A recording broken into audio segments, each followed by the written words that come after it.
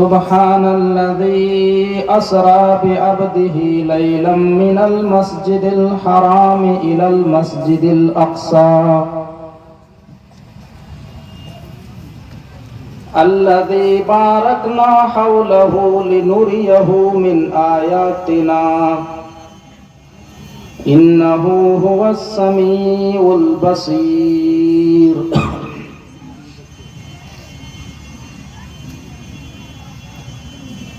Rabbi इश्रह ली सदरी व यस्सिर ली अमरी वहलुल उक़दतम मिन लिसानी यफ़क़हू क़ौली।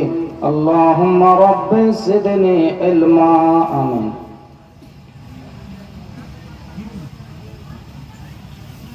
स्टेज पर जलवा अफरोज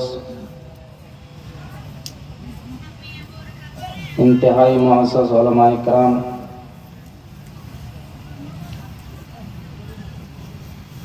कुर्ब जवार से तशरीफ लाए हुए मुअज़्ज़ज़ सामीन हज़रात, नौजवान दोस्तों, मोहतरम बुजुर्गों, मुस्तकबिल के होनहार बच्चों,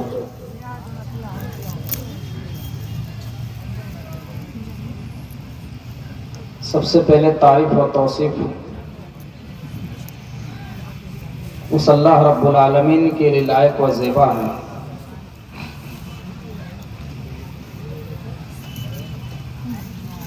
जिन्होंने हम और आपको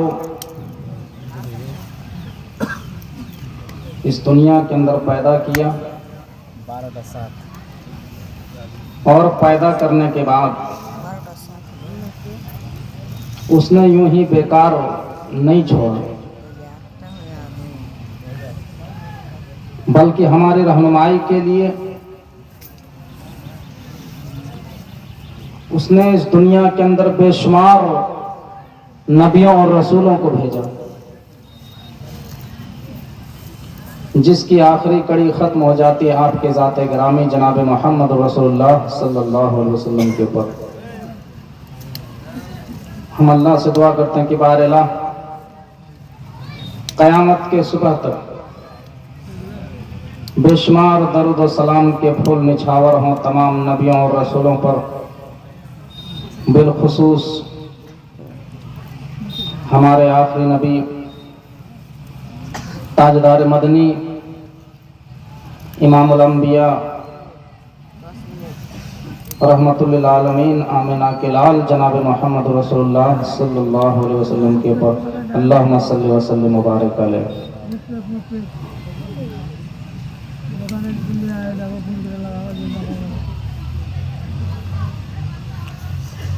मेरे भाइयों, एक लंबे अरसे के बाद आपके इस इलाके पे मुझे खिताब करने का मौका मिला है।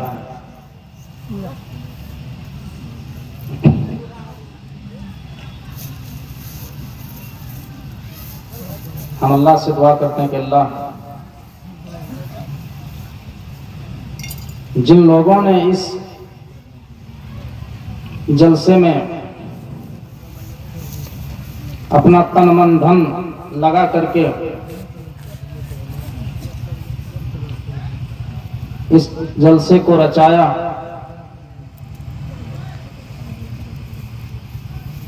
अल्लाह उनकी कुर्बानियों को तो कबूल फरमा और इस मदरसे को अल्लाह तो दिन दुगनी रात चौगनी तरक्की अता फरमा और इस मदरसे को हासिदीन की नजर बद से हिफाजत फरमा। आमीन।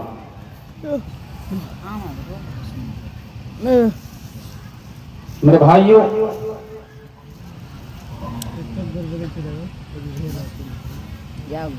मैं आपके सामने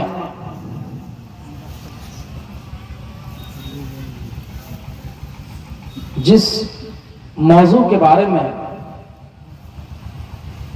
गुफ्तगू करेंगे वो है नबी अकरम जनाब मोहम्मद रसूलुल्लाह सल्लल्लाहु अलैहि वसल्लम का एक मशहूर मौजज़ा। इस दुनिया में बेशुमार रसूल आए, बेशुमार नबी आए,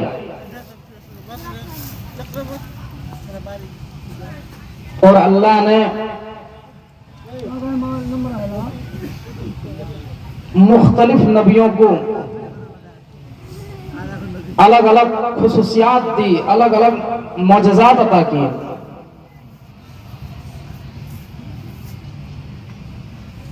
मिसाल के तौर पे हजरत नूह अलैहिस्सलाम का मौजज़ा क्या था? उन्होंने सबसे पहले इस दुनिया में कश्ती बनवाई थी।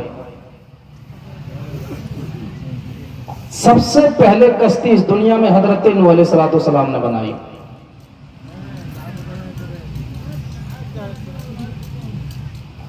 हजरत दाऊद अलैहिस्सलाम का मौजज़ा क्या था? उनका मौजज़ा ये था कि वो उनके हाथ में गर्म लोहा आते ही वो मोम बन जाता था, वो पिघल जाता था, और जिधर चाहते उस लोहे को मोड़ देते थे।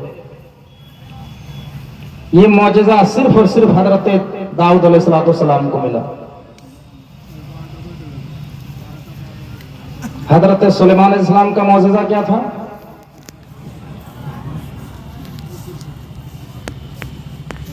उनके पास एक तख्त था, और उस तख्त से वो जहां चाहे पूरी दुनिया में उड़ जाया करते थे। उनकी हुकूमत इंसानों पर थी, उनकी हुकूमत जिन्नातों पर थी, उनकी हुकूमत हवाओं पर थी, उनकी हुकूमत परिंदों पर थी, उनकी हुकूमत पेड़ पत्तों पर थी। ये मौजज़ा सिर्फ और सिर्फ हजरत सुलेमान अलैहिस्सलाम के अंदर था। हजरत मूसा अलैहिस्सलाम का मौजज़ा, वो अल्लाह रब्बुल आलमीन से कलाम किया करते थे, वो अल्लाह से डायरेक्ट बात किया करते थे। ये खुसूसियत सिर्फ और सिर्फ हजरत मूसा अलैहिस्सलाम के अंदर थी।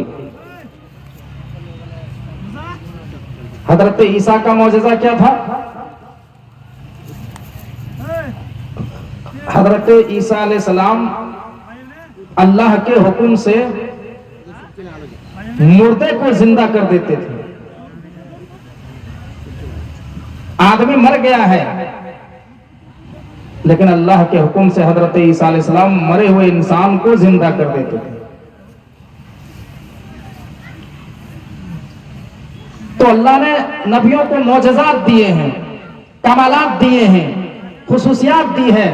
इसी तरीके से हमारे आखिरी नबी जनाब मोहम्मद रसूलुल्लाह सल्लल्लाहु अलैहि वसल्लम को भी अल्लाह ने बेशुमार मौजज़ों से नवाजा, बेशुमार खुसूसियात दी है। आपका मौजज़ा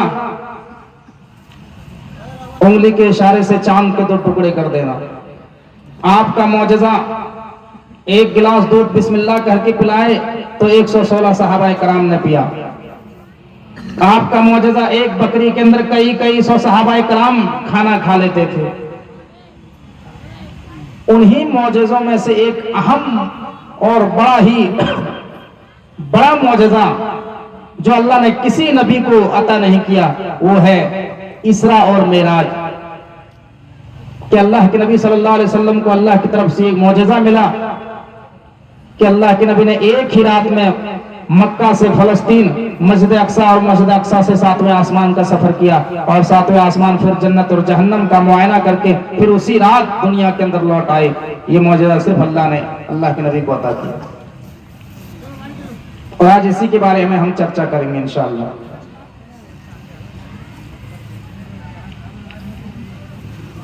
इसको कहा जाता है मेराज। मेराज के ताल्लुक से आप 3 बातें ज़हन नशीन कर लीजिए।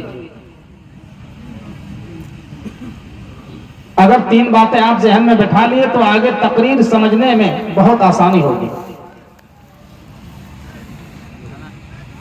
पहला सवाल,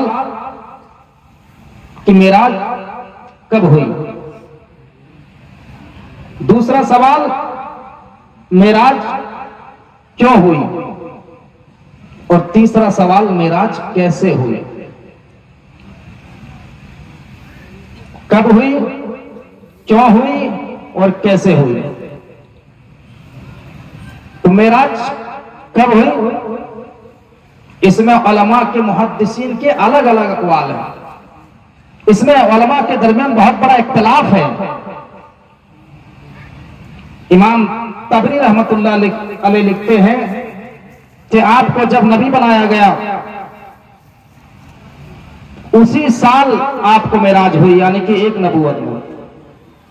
इमाम कुर्तुबी लिखते हैं कि जब आपको नबी बनाया गया उसके 5 साल के बाद, यानी उसके 5 नबूवत में आपको मेराज हुई।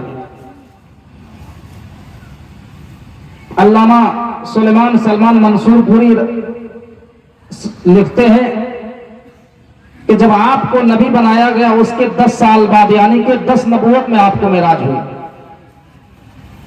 तो इसमें बहुत बड़ा इख्तिलाफ है उलमा के दरमियान।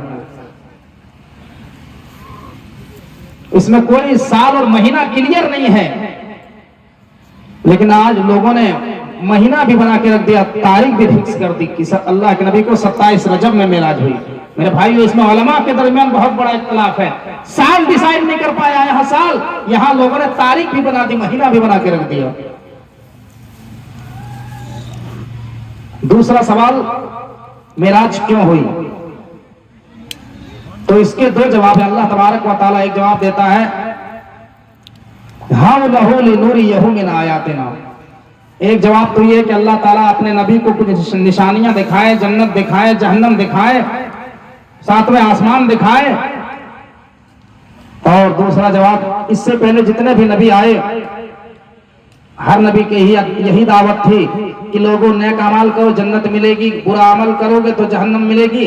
अगर कोई आदमी ये सवाल कर देता कि आप जन्नत की बात कर रहे हैं, जहन्नम की बात कर रहे हैं, क्या आपने जन्नत और जहन्नम देखी है। अगर यही सवाल हमारे नबी से कोई कर देता कि मोहम्मद आप कह रहे हैं कि अच्छे अमाल करोगे तो जन्नत मिलेगी, बुरे अमाल करोगे तो जहन्नम मिलेगी, क्या आपने जन्नत देखी है, क्या आपने जहन्नम देखी है। तो अल्लाह के नबी कह सकते थे कि हाँ, हमने मेराज की रात में जन्नत देखी है, जहन्नम देखी है, इसलिए अल्लाह ने मेराज कराई। और तीसरा सवाल, मेराज कैसे हुई। मेराज पर आप गौर करेंगे तो इसमें 5 लफ्ज आते हैं, मीम, ऐन, रा, अलिफ, जीम, मेराज। मीम से मोहम्मद सल्लल्लाहु अलैहि वसल्लम, ऐन से उरूज पर यानी कि आसमानों पर, बुलंदी पर, रा से रात में, अलिफ से अल्लाह, जीम से जिब्राइल। आप इस लफ्ज के ऊपर गौर कर लीजिए, मेराज का पूरा मतलब समझ में आ जाएगा। मेराज कैसे हुई, अल्लाह ने कराई जिब्राइल के जरिए।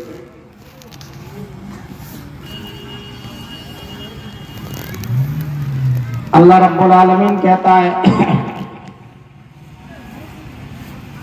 सुब्हानल्लज़ी असरा बिअब्दिही लैलन मिनल मस्जिदिल हराम इलल मस्जिदिल अक़सा। बड़ी पाक है वो अल्लाह जिसने अपने बंदे को रात के कुछ हिस्से में मस्जिद हराम से मस्जिद अक़सा तक ले गया। अल्लज़ी बारकना हौलहु लिनुरियहु मिन आयातिना, जिसके आसपास को अल्लाह ने बाबरकत बनाया है, जिसके आसपास को अल्लाह ने बाबरकत बनाया है, ताकि अल्लाह अपने नबी को कुछ निशानियां दिखाए, अपने नबी को जन्नत दिखाए, अपने नबी को जहन्नम दिखला दें। इन्नहु हुवस समीउल बसीर, वो बहुत ज्यादा सुनने वाला और देखने वाला है।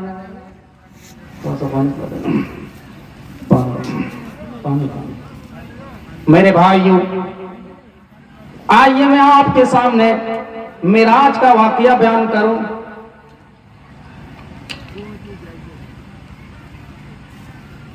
जब आप गौर से सुनेंगे तो आपको ऐसा लगेगा जैसे आप कोई वीडियो देख रहे हैं, आप कोई सीन देख रहे हैं।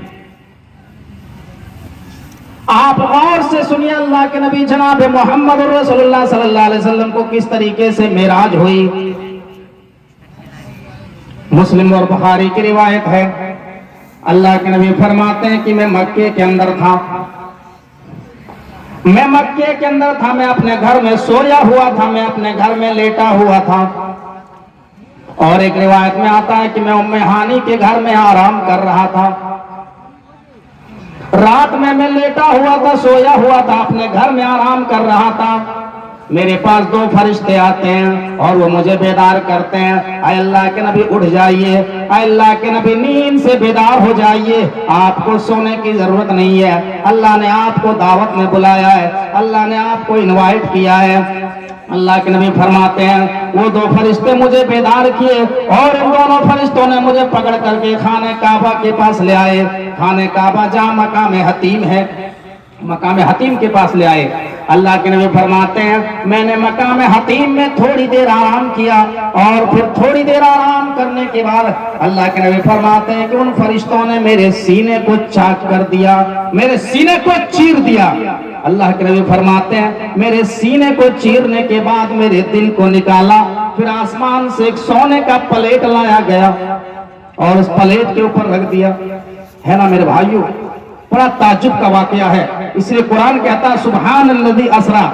सुबहाना का लफ्ज अरबी जबान में हैरत अंगेज के लिए बोला जाता है, अजीम शान वाकये के लिए इस्तेमाल किया जाता है। जब हम लोग कोई চিরাকুটি থেকে একজন মেয়ে হারিয়ে গেছে, মেয়েটার নাম হচ্ছে সাবিনা, বাবার নাম রফিক। আপনারা স্টেজে এসে মেয়েটাকে নিয়ে যাবেন আর ভলান্টিয়ারদের কাছে লাস্ট একটা অনুরোধ করবো যে একটু কষ্ট করে নেন, মহিলাদের প্যান্ডেলে কেউ নাই, তো একটু কষ্ট করে সেই মহিলাদের প্যান্ডেলের চাদরগুলো ঘুরিয়ে নেবেন লাস্টে, আর একটু কষ্ট করে আর একটু অপেক্ষা করে পহাটা দিয়ে দিবেন। ভলান্টিয়ারদের কাছে আমার অনুরোধ। मेरे भाइयों अरबी जबान में सुबहाना का लफ्ज हैरत अंगेज के लिए बोला जाता है। जब हम कोई खूबसूरत महल देखते हैं तो कहते हैं सुबहान अल्लाह, इतना खूबसूरत महल, सुबहान अल्लाह क्या बात है, सुबहान अल्लाह इतनी अच्छी बिल्डिंग। तो सुबहाना का लफ्ज हैरत अंगेज के लिए बोला जाता है। और यहाँ पर सुबहाना का लफ्ज इसलिए इस्तेमाल किया गया, ये वाकया शुरू करने से पहले कुरान में, इसलिए कि जो वाकया मेराज का वाकया है इंसान के अकल से बाहर का है, वाकया इंसान के समझ से बाहर का है वाकया। अल्लाह के नबी फरमाते हैं उन दोनों फरिश्तों ने मेरे सीने को चाक कर दिया और दिल निकालने के बाद प्लेट के ऊपर रख दिया, जमजम के पानी से साफ कर दिया। गोया यहाँ पर अल्लाह तबारक व तआला ऑपरेशन का तरीका बता रहा है। जी हाँ साहब, दुनिया के अंदर दो तरीके से ऑपरेशन किए जाते हैं।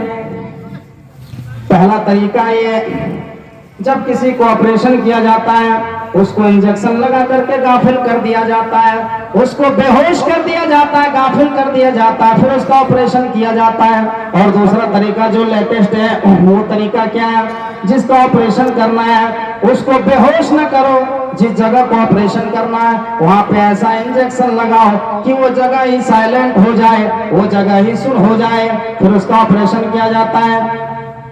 और ये दोनों तरीके अल्लाह तबारक व तआला ने हमको बताए। पहला तरीका जो बेहोशी वाला तरीका है, ये वाकया सबसे पहले हजरत आदम अलैहिस्सलाम के साथ पेश आया। हजरत आदम अलैहिस्सलाम जन्नत में है, अकेले तने तनहा है, सो गए, लेट गए अकेले। हजरत आदम को मन नहीं लग रहा है, लेट गए, सो गए। जैसे सो करके बेदार होते हैं, देखा कि बगल में एक औरत लेटी हुई है, बगल में हवा लेटी हुई है। गोया कि अल्लाह तबारक व तआला ने बेहोशी की हालत में हजरत आदम का ऑपरेशन कर दिया। और दूसरा तरीका जो सुन करने वाला तरीका है, ये वाकया जनाब मोहम्मद रसूलुल्लाह के साथ पेश आया। अल्लाह के नबी फरमाते हैं कि मैं लेट गया और वो मेरे सीने को चीर रहे हैं, वो मेरे सीने को शक के सदर कर रहे हैं, और ये पूरा मंजर मैं अपनी आंखों से देख रहा हूँ। अल्लाह के नबी फरमाते हैं उन्होंने मेरे दिल को निकाला, आसमान से सोने का एक प्लेट लाया गया, उस सोने के प्लेट में रख दिया, जमजम के पानी से साफ कर दिया, जमजम के पानी से धुल दिया और फिर मेरे सीने में रख दिया। मैं पहले की तरह नॉर्मल हो गया, मैं पहले की तरह दुरुस्त हो गया। उसके बाद अल्लाह के नबी फरमाते हैं तुम्मा आतैतु बिदाब्बतिन अबयज़ युक़ालु लहुल बुराक। अल्लाह के नबी फरमाते हैं, इमाम कायनात फरमाते हैं, लोगों उसके बाद मेरे लिए आसमान से कैसी सवारी को लाया गया, आसमान से कैसे जानवर को लाया गया, युक़ालु लहुल बुराक, जिसका नाम बुर्राक था। अरबी में बर्क के माने बिजली का होता है। इसको बुर्राक इसलिए कहा जाता है क्योंकि अल्लाह के नबी फरमाते हैं ये बुर्राक जहां तक उसकी नजर, अल्लाह के नबी फरमाते हैं जहां तक मेरी नजर जाती थी बुर्राक का पहला कदम वहां तक होता था। अल्लाह के नबी फरमाते हैं उस बुर्राक का कलर कैसा था, अब यह सफेद रंग की थी, व्हाइट कलर की थी। फौकल हिमारे व दोनल बगल, गधे से कुछ बड़ा था, खच्चर से छोटा था, सफेद रंग जिब्राइल लेकर के आए और अल्लाह के नबी से कहा अल्लाह के नबी जानवर के ऊपर सवार हो जाइए, अल्लाह के नबी जानवर के ऊपर बैठ जाइए। अल्लाह के नबी फरमाते हैं मैं जैसे ही बुर्राक के ऊपर चढ़ने लगा, बुर्राक फुदकने लगा, बुर्राक उछलने लगा, बुर्राक डर गया। जिब्राइल ने बुर्राक के कान में कहा बुर्राक तुझे कूदने की जरूरत नहीं है, तुझे फुदकने की जरूरत नहीं है। अरे बुर्राक तुझे मालूम नहीं कि आज तेरी पीठ के ऊपर कौन सी हस्ती सवार होने वाली है। आज तक इससे ज्यादा पाकीज़ा और मुबारक हस्ती तेरी पीठ के ऊपर सवार ही नहीं हुई। बुर्राक ने सुना तो एकदम पसीना पसीना हो गया, बुर्राक खामोश हो गया। हदीस कहती है फ़हुमिलत अलैहि, मैं बुर्राक के ऊपर सवार हो गया, बुर्राक खामोश हो गया। अल्लाह के नबी फरमाते हैं मैं बुर्राक के ऊपर सवार हो गया, बुर्राक उड़ने लगा, हवाओं से बातें करने लगा, बुर्राक आसमान में उड़ता जा रहा है। अल्लाह के नबी फरमाते हैं कि जहां तक मेरी नजर जाती थी बुर्राक का पहला कदम वहां तक होता था। इसलिए मेरे भाइयों श्रीमद् भागवत महात्म पुराण में कहा गया अश्वमा सुकुमारूहा देव दत्त जगतपति। अंतिम महर्षि को, आखिरी नबी को एक घोड़ा मिलेगा, आखिरी नबी को एक घोड़ा मिलेगा और उस घोड़े पर बैठ करके अंतिम महर्षि आकाश से यात्रा करेगा, आसमान का सफर करेगा, आसमान का सफर करेगा। सुकुमारूहा, वो घोड़ा बिजली से भी ज्यादा तेज रफ्तार से चलेगा। अश्वमन घोड़ा सुकुमारूहा, सुकुमन रफ्तार से चलना, मारूहा बिजली से भी ज्यादा तेज रफ्तार से चलेगा। वो घोड़ा बिजली से भी ज्यादा तेज रफ्तार से चलने वाला होगा। अल्लाह के नबी फरमाते हैं मैं उस घोड़े के ऊपर सवार हो गया, वो घोड़ा उड़ने लगा, हवाओं से बातें करने लगा, आसमान में उड़ता जा रहा है। अल्लाह के नबी फरमाते हैं कि जहां तक मेरी नजर जाती थी बुर्राक का पहला कदम वहां तक होता था। अल्लाह के नबी फरमाते हैं बुर्राक अभी कुछ ही दूरी में चला था कि एक जमीन पे आके रुक गया। मैं बुर्राक से नीचे उतरा, जिब्राइल भी बुर्राक से नीचे उतरे। मैंने पूछा जिब्राइल कहाँ ले आए? आए जिब्राइल कहाँ ले आए? ये कौन सी जगह है? ये कौन सी जगह है? जिब्राइल ने कहा अल्लाह के नबी ये अक्सा की सरजमीन है, ये फलस्तीन की सरजमीन है, ये वो सरजमीन है जहाँ हजरत दाऊद रहा करते थे, ये वो सरजमीन है जहाँ हजरत सुलेमान अलैहिस्सलाम रहा करते थे, हजरत इब्राहिम रहा करते थे, हजरत ईसा अलैहिस्सलाम रहा करते थे। ये अंबिया की सरजमीन है, ये नबियों की सरजमीन है और हम मस्जिद अक्सा में आ गए हैं, हम बैतुल मुकद्दस में आ गए हैं। उसके बाद अल्लाह के नबी फरमाते हैं फरबत्तुहु बिल हल्कतिल लती यरबितु बिहिल अंबिया। अल्लाह के नबी फरमाते हैं उसके बाद मैंने बुर्राक को उस पत्थर से बांध दिया जहाँ तमाम अंबिया इकराम अपनी अपनी सवारी को बांधा करते थे। मैंने बुर्राक को बांध दिया। अब अल्लाह के नबी फरमाते हैं कि मैंने जैसे ही बुर्राक को पत्थर से बांध दिया जहां तमाम अंबिया किराम अपनी अपनी सवारी को बांधा करते थे, उसके बाद अल्लाह के नबी फरमाते हैं कि मैं मस्जिद अक्सा के अंदर दाखिल हुआ जो आज फिलिस्तीन और इसराइल के अंदर जंग छिड़ी हुई मेरे भाई, जिस मस्जिद को लेकर के यहूदी निशाना बना रहे हैं, उसी मस्जिद अक्सा की बात हो रही है। उसके बाद अल्लाह के नबी फरमाते, मैंने मस्जिद अक्सा में कदम बढ़ाया, मैं मस्जिद अक्सा के अंदर दाखिल हुआ, मैंने देखा कि मस्जिद अक्सा में भीड़ लगी हुई है। मैंने पूछा, जिब्राइल ये कौन लोग हैं? जिब्राइल ने कहा, अल्लाह के नबी ये सारे आदम से लेकर के आप तक आने वाले सारे नबी और रसूल, अल्लाह ने इनको जमा कर दिया मस्जिद अक्सा में। कहा ये क्या कर रहे हैं? कहा ये आपका इंतजार कर रहे हैं। कहा हमें क्या करना है? कहा आपको नमाज पढ़ाना है, मुझे नमाज पढ़ना। अल्लाह के नबी फरमाते हैं कि मैंने देखा कि मस्जिद अक्सा में भीड़ लगी हुई है। मैंने पूछा, जिब्राइल ये कौन लोग हैं? कहा क्या अल्लाह के नबी आदम से लेकर के आप तक आने वाले सारे नबी और रसूल, अल्लाह ने इनको जमा कर दिया मस्जिद अक्सा में। अल्लाह के नबी फरमाते हैं मस्जिद अक्सा में सारे लोग मौजूद हैं, सारे लोग मौजूद थे। मस्जिद अक्सा में आदम भी मौजूद है, नूह भी मौजूद है, इब्राहिम भी मौजूद है, मूसा भी मौजूद है, ईसा भी मौजूद है। ऐसा लग रहा है जैसे अभी ये लोग अपने इमाम का इंतजार कर रहे हैं, ऐसा लगता है जैसे कोई नमाज पढ़ाने वाला है। सारे लोग ये सोच रहे थे, सारे नबी ये सोच रहे हैं कि अभी नमाज कोई पढ़ाएगा। आदम अलग सोच रहे हैं कि काश मस्जिद अक्सा में मुझे इमामत करने का मौका मिल जाए। अरे मैं तो पूरी दुनिया के लोगों का बाप हूँ, मैं तो तमाम नबियों का बाप हूँ। अल्लाह ने मुझे मिट्टी से बनाया था और मैं तमाम नबियों का बाप हूँ, तमाम इंसानों का बाप हूँ। हजरत नूह अलैहिस्सलाम सोच रहे हैं कि मैं तो दुनिया में 950 साल तक तौहीद की दावत दी, मैं तो दुनिया में अब्दन शकूरा रहा हूँ, काश मुझे मस्जिद अक्सा में नमाज पढ़ाने का मौका मिल जाए। हजरत इब्राहिम सोच रहे हैं कि मैं तो अल्लाह का खलील था, मुझे अल्लाह ने अपना दोस्त बनाया था, काश मुझे मस्जिद अक्सा में नमाज पढ़ाने का मौका मिल जाए। मूसा अलैहिस्सलाम सोच रहे हैं अरे मैं तो दुनिया में अल्लाह से कलाम किया करता था, मैं तो अल्लाह से बातें किया करता था, काश मस्जिद अक्सा में मुझे नमाज पढ़ाने का मौका मिल जाए। हजरत ईसा सोच रहे हैं कि अल्लाह ने मुझे इतना पावर दिया था, मैं मरे हुए इंसान को जिंदा कर देता था, काश मुझे मस्जिद अक्सा में नमाज पढ़ाने का मौका मिल जाए। सारे नबी ये सोच रहे होंगे। अल्लाह के नबी फरमाते हैं इतने में हजरत जिब्राइल सफा को चीरते हुए अल्लाह के नबी को मस्जिद अक्सा के बैतुल मुकद्दस के मुसल्ले में खड़ा कर दिया और फरमाया अल्लाह के नबी पूरब से लेकर के पश्चिम तक, उत्तर से लेकर के दक्षिण तक, शुमाल से लेकर के जुनूब तक, मशरिक से लेकर के मगरिब तक, अल्लाह के नबी आपसे ज्यादा साफ दिल इंसान मैंने किसी को पाया ही नहीं है। अल्लाह के नबी इन तमाम नबियों की इमामत का ताज अल्लाह ने आपके सर पे रखा है। अल्लाह के नबी खुश हो जाइए।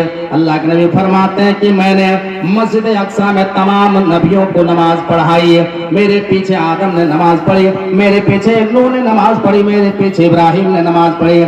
मुस्लिम की रिवायत है अल्लाह के नबी फरमाते हैं फसल्लैतु फीहि रकातैन, अल्लाह के नबी फरमाते हैं मैंने मस्जिद अक्सा में 2 रकात तमाम नबियों को नमाज पढ़ाई। तो हमारे नबी कौन है? इमामुल अंबिया है, तमाम नबियों के सरदार हैं। हमारे नबी इमामुल अंबिया हैं, तमाम नबियों के इमाम हैं मेरे भाई।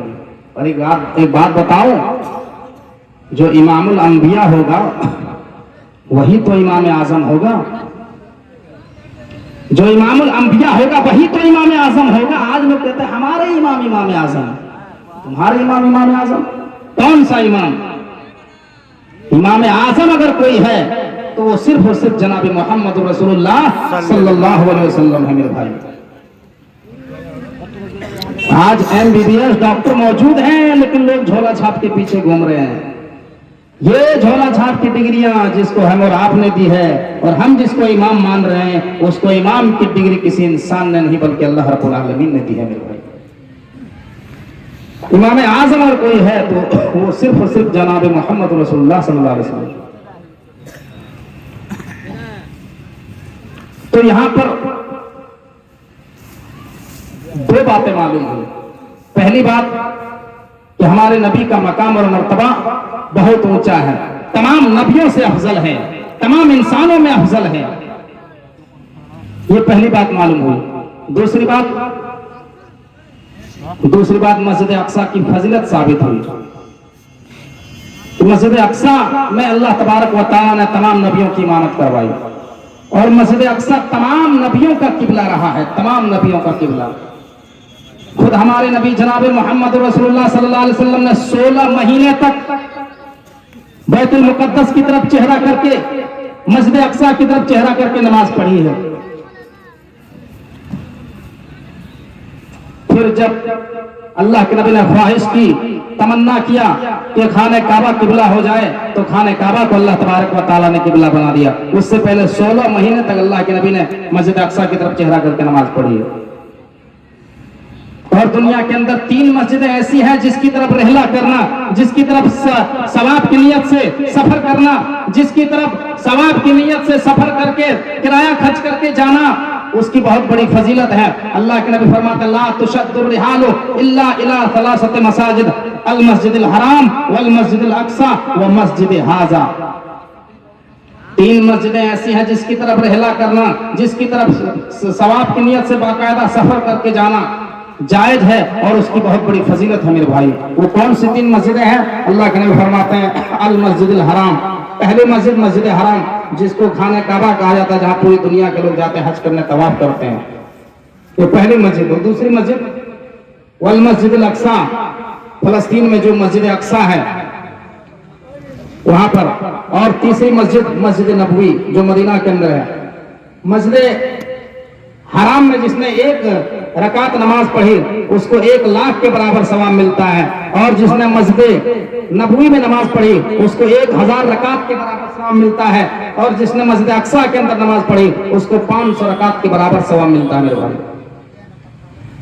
बस यही 3 मस्जिदें हैं जिसकी तरफ सवाब की नियत से सफर करना जायज है। उसके अलावा आप कहीं भी सवाब की नियत से सफर करिए, कहीं भी जायज नहीं है, हराम है। आज गौर कीजिए, आज लोग कहाँ रहला कर रहे हैं। आज लोग बाकायदा सफर का कजावा बांध करके कहाँ जा रहा है। कोई अजमेर जा रहा है, कोई बदायूं जा रहा है, कोई बगदाद का सफर कर रहा है, कोई बदायूं का सफर कर रहा है। ये तमाम सफरें सवाब की नियत से करना हराम है मेरे भाइयों। सफर की नियत सिर्फ 3 मस्जिदों की तरफ किया जा सकता है। अल्लाह के नबी मस्जिद अक्सा में नमाज पढ़ा करके बाहर निकले, बिल्कुल सहन में आए, मस्जिद अक्सा के सहन में। अल्लाह के नबी फरमाते हैं कि मैं मस्जिद अक्सा से नमाज पढ़ा के बाहर निकला, मस्जिद अक्सा के सहन में आए, बाहर में आए। उसके बाद अल्लाह के नबी फरमाते हैं कि जिब्राइल ने मेरे सामने 2 बर्तन पेश किए, मेरे सामने 2 प्याले लाए गए। एक प्याले में दूध था, दूसरे प्याले में शराब थी।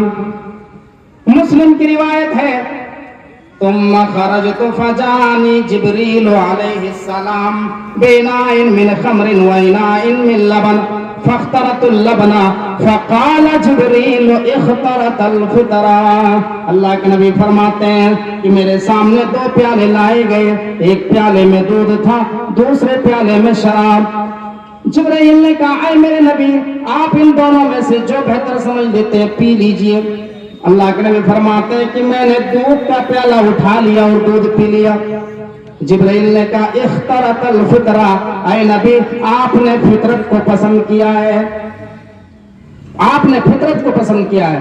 दूध भी इंसान की फितरत में दाखिल है। जिस तरीके से इस्लाम दीन फितरत है, इसी तरीके से दूध भी इंसान की फितरत में दाखिल है। इंसान जब दुनिया के अंदर जन्म लेता है, बच्चा जब माँ के पेट से बाहर आता है तो पैदा होते ही बच्चा सब्जी नहीं खाएगा, गोश्त नहीं खाएगा, रोटी नहीं खाएगा, चावल नहीं खाएगा, कुछ नहीं खाएगा। पैदा होते ही उसको माँ का दूध चाहिए। दूध इंसान की फितरत में दाखिल है मेरे भाई। और शराब कई चीजों को मिला करके बनाई जाती है, जिसको पीने के बाद इंसान का मिजाज भी तब्दील हो जाता है। शराब पीने के बाद इंसान नाले में गिरा है, रोड में पड़ा है, कहां खड़ा है कोई पता नहीं। तो अल्लाह के नबी ने दूध को पिया। उसके बाद अल्लाह के नबी फरमाते हैं अब यहाँ यहीं से बुर्रा का काम खत्म। अब यहाँ से जो आसमान का सफर होता है इसको कहा जाता है सफर मेराज।